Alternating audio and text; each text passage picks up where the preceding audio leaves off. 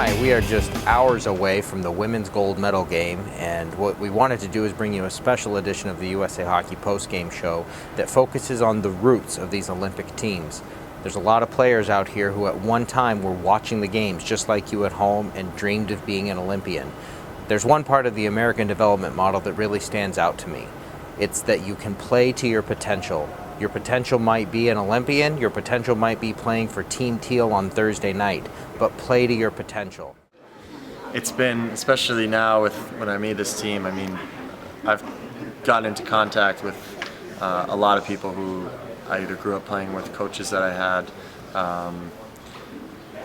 Hockey is such a tight-knit community that there are a lot of people who had a hand in where I am today, and they're a reason why I am here today. And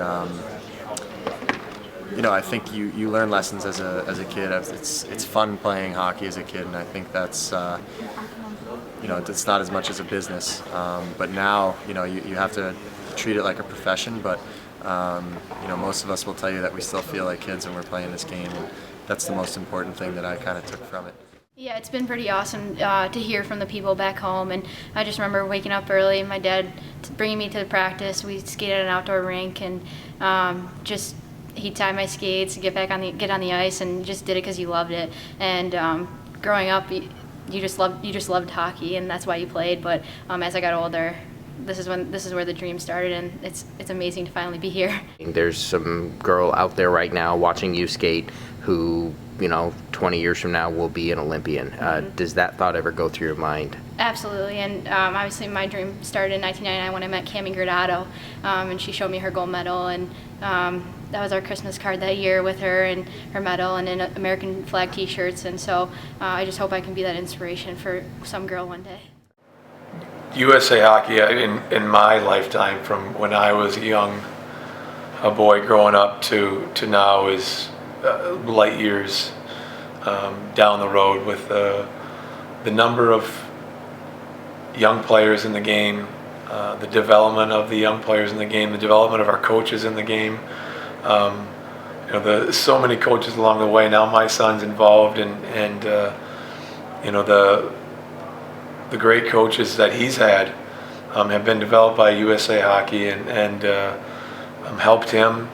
Has been amazing, and you see the number of players and just all over the United States that come from California, they come from St. Louis, they come from Dallas, they come from the Carolinas, and you see the quality players, you see the quality coaches, and you see it in our players here at this tournament.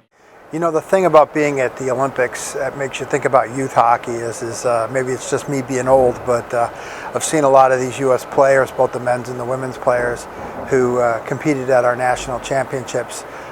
Even saw Sidney Crosby play when he was with Shattuck St. Mary's back in 2003.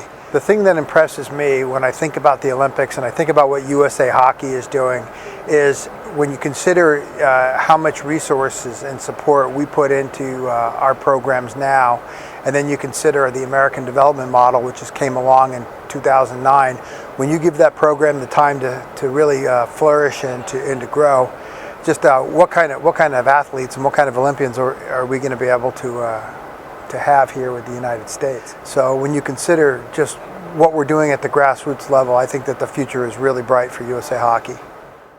I can't help but think of how good our athletes are today, what the athletes of the future are going to bring with our American development model, our cross ice, our training, our coaches, how they've embraced it all across the country, our parents who enjoy seeing their young people improve in terms of their skills.